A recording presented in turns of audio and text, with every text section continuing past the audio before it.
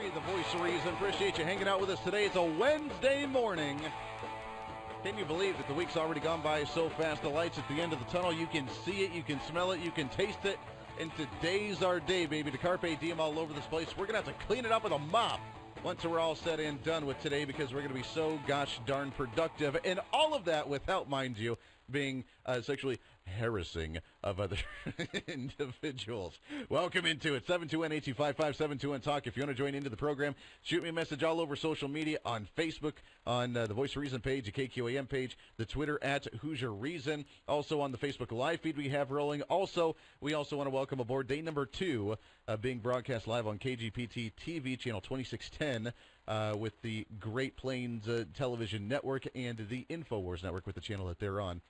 Right there, so appreciate them picking up the show as well. The fastest growing program, I can't even say radio program anymore because we're on TV now. The fastest growing program in the entire state of Kansas. We appreciate that very much so. Welcome in, 721-8255-721-TALK. Let's shift gears just a little bit. Lots to cover today, and I'm excited to get our next guest on the show here. He is the writer, producer, creator of the movie Orbiter. OrbiterMovie.com. You can go and check it out, and having a little difficulties with this. Now, you and I always believe in the idea that we can expand our idealism to whatever we want to, express our views, express our opinions, have different art in other ways, and there's different forms of art. There's actual painting art, and even in painting art, there's different forms of that. There's the abstract art, which I just totally don't get. There's the classical art, there's the photos of individuals, I mean, however you want to do it. Then you have art as in music, and music takes on different forms of music and different forms of art. You have radio. Me coming on the radio and doing a 12-minute monologue and talking is an art form.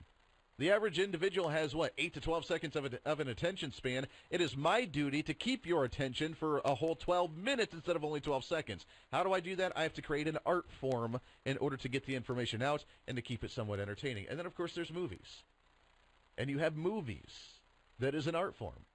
The lighting, the setting, the dialogue, the discussion, the importance of the message you're trying to get across. It's always an art form, and art should not be silenced, in my opinion, in any way, shape, or form, and it's up to you to decide whether you enjoy it or not. And especially with the movement, with how much Hollywood controls the dynamic of the discussion when it comes to Hollywood and when it comes to TV and when it comes to movies.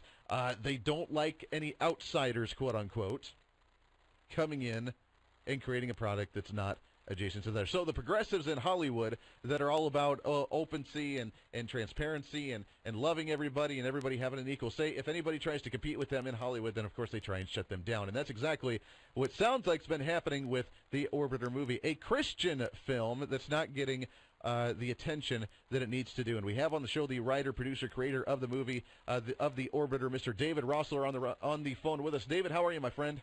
I'm doing well. How's everything out there in Wichita? Hey, we're living the dream. It's cold, but we're still here, so I guess that's a good start. You know, you expressed my opinion about about motion pictures being an art form perfectly. It is. I think you nailed it exactly right. It's very well done. All of us in the medium appreciate you for that. Well, I mean, that's the way I've always seen it. No matter what it is, music, art, radio, it doesn't matter. I mean, it's an art form. If you are appealing to other people that are paying attention to you or your product, even woodcrafts. I got to say, I have family members that are wood crafters or cabinet makers or work with wood. I mean, that is an art form. Whatever you do, if you put energy and effort and blood, sweat, and tears into it, it is your product, it's your craft, and it's your art form. And then you hope that people actually like it. So it's sad that some forms of art are actually being discriminated against. Well, it is sad, and it's happening to us without question. Let's first off, let's talk about the movie, The Orbiter. Talk about what it is, and then we'll get into how it's been trying to be silenced to some degree. But what is the movie, The Orbiter, that you're creating? Well, Orbiter is a Christian film that takes place on the International Space Station. Just as nuclear World War III is beginning to break out on the surface of the Earth. And the film follows a couple of devout Christian characters who find themselves surrounded by agnostics and how the situation challenges their faith, and indeed how their faith and their knowledge of Scripture actually turns around and winds up saving the day.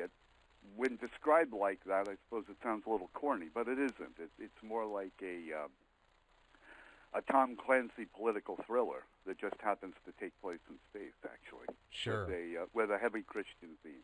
So that's what it's about, and its purpose is to try to get a little balance in the message. You've got tons of anti-Christian messages being bombarded at everybody from every angle, and you've got kids. Pew Research and others have found that the majority of people leaving college, not coincidentally, wind up leaving the Christian faith at the same time. So heavily influenced, so much peer pressure there is to abandon the faith. They don't want to be maligned. They don't want to be embarrassed. They don't want to be humiliated and called stupid and believing in fantasies and all of this sort of stuff. So they take the easy way out. And Orbiter, being the kind of film that it is, takes place in the International Space Station. It's in stereoscopic 3D, which of course makes things a bit more exciting at the theater. And if given my druthers, the best thing I could imagine that would happen is that we get word that hundreds of thousands of late teens to early 30s people are going out of their theaters saying, my parents were right. Maybe my faith is important and it's legitimate after all.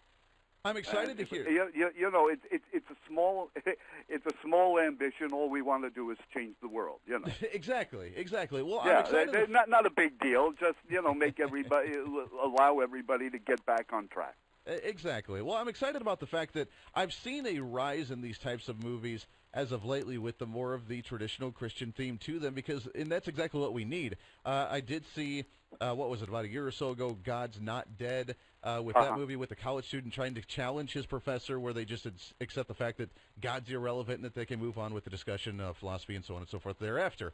The other movie like Fireproof with the marriage and how you need to have the marriage based on faith and based on God. You have the other movie, what was it? The boy that saw Jesus, and that Heaven is for real. Heaven is real. Exactly. That's a fairly powerful film. Absolutely, and we're seeing a lot of these movies come more so into the mainstream than what they had before. The Star, that cartoon that just came out around Christmas time, that was really big in the theaters, and it's been a big movement to have a more traditionalized religious connotation and theme to a lot of messages, which is really good to see. Because you're right, we're seeing the atheist movement, so to speak, and I'm religious myself. I mean, it's not necessarily a religious show, but at the same time, conservatism and traditionalism in government and in politics falls back on the religious faith that we were founded on as a nation, and we need to remember that as we move forward. So it's really good to hear that we have more of these types of movies coming into more of the mainstream for the opportunity for people to see them, and as you mentioned, hopefully have that light come on and say, okay, there's something to this. Let me look a little bit deeper into it. Well, I think you've got the purpose for what we're trying to do down pat.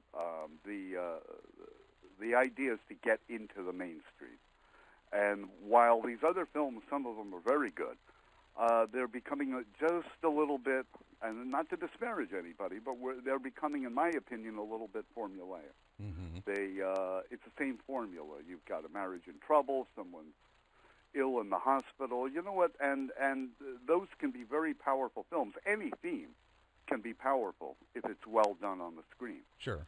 You can take two people in a box and have them in a box for 90 minutes, but if the dialogue is unbelievably compelling, people are going to be sitting on the edge of their seat for 90 minutes watching two people talk in a box. Sure. But the pardon me, I've picked up a bit of a cold with this weather. My apologies.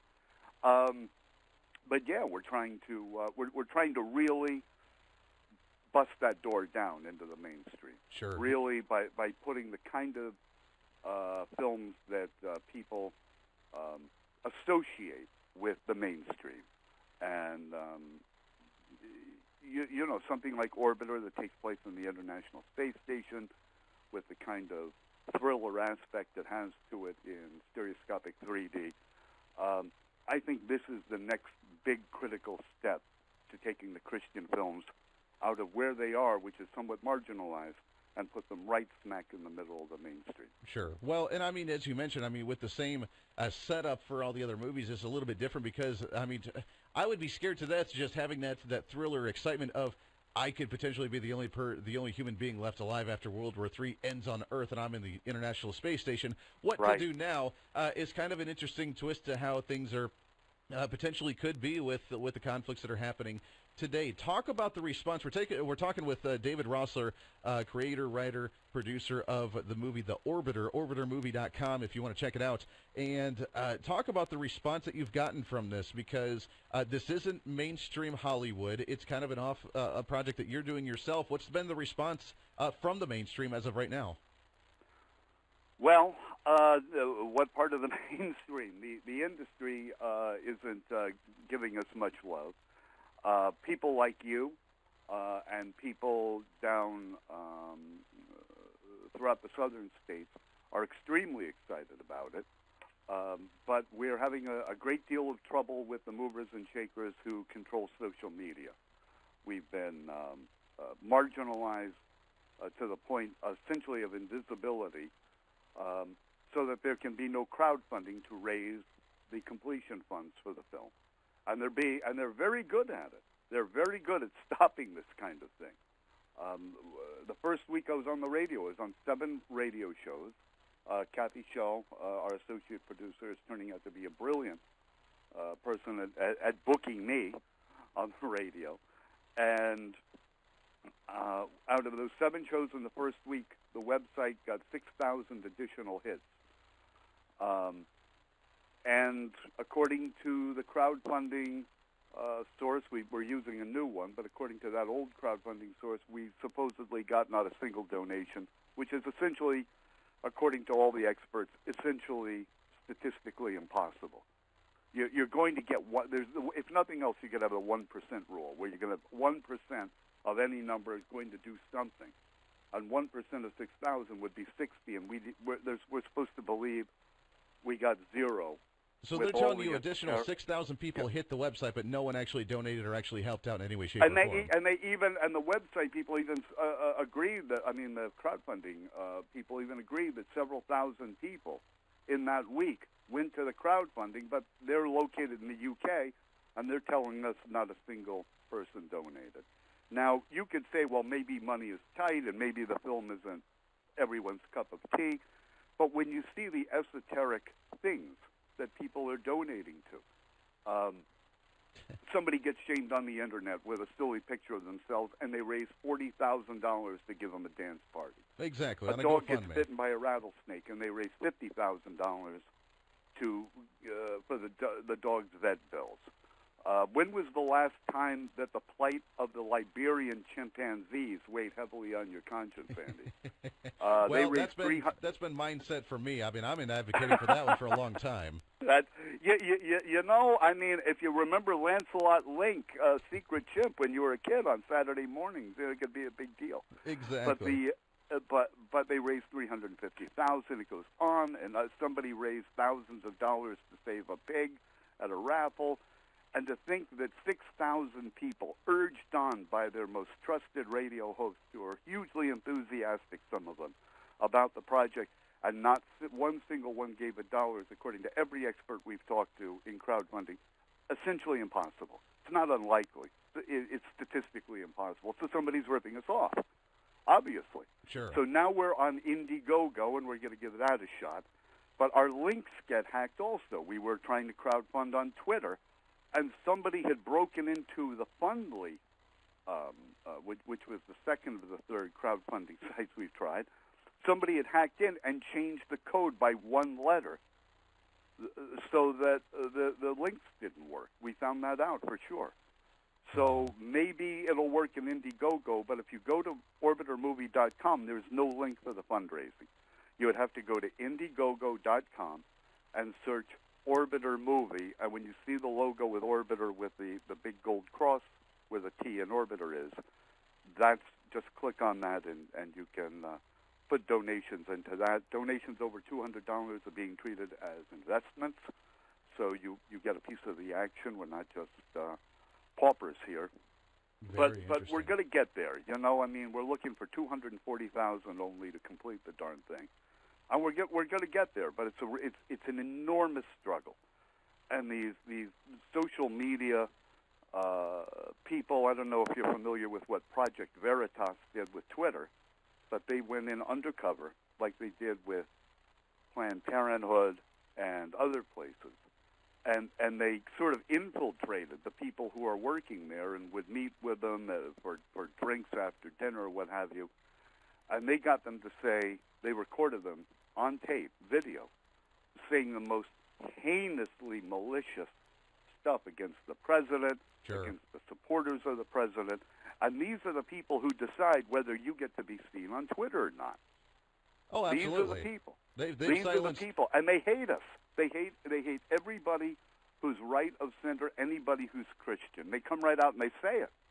They've gone after him on Twitter, on Facebook, on a lot of the social media. You're right. It's very difficult. We've seen even talk show hosts that try and do the social media or the Facebook Lives or whatever they do on Facebook, and it's very difficult to actually reach people. They have to go out of their way searching for it as opposed to it actually popping up, and some of them even being banned. So it is, you're right. I mean, it's being censored and monitored very, very closely. In that sense, we got just about a minute left here. We got to let you go. David Rosler with Orbiter Movie. Check it out, orbitermovie.com. Looking for those donations, finishing up the movie. Okay. May I say one thing, Andy? Yeah, please do. Go for it. For the donations, go to Indiegogo. Indiegogo. Indiegogo, and simply search for Orbiter Movie, and it's practically the only thing that comes up. Exactly. That's where you can donate for it. And ideally, if you're able to start seeing some of those funds flow in for that, when realistically would you like to have the movie finished? We'd like to have it finished in the autumn, actually. We'd like to see it an autumn release. You can't really release a Christian film in the summer or around Christmas because the theater chains don't like to compete with the blockbusters. Sure. So, well, it's true. So we'd like to see it. We'd like to see Orbiter hit the theaters in the autumn. I love it. Well, good luck to you, my friend. Hopefully, you guys can get that going. I'm excited about seeing the movie myself once that does happen. David, it's a pleasure, my friend. Good luck to you. We'll talk to you again soon. Thanks very much for having me on. Always a pleasure there. David Rosler with the movie The Orbiter. Check it out, orbiter.com for the movie. Also, Indiegogo in order to donate if you'd like to do so. 25 minutes past the hour. Break. We'll get your calls when we come back. This is The Voice on KQAM.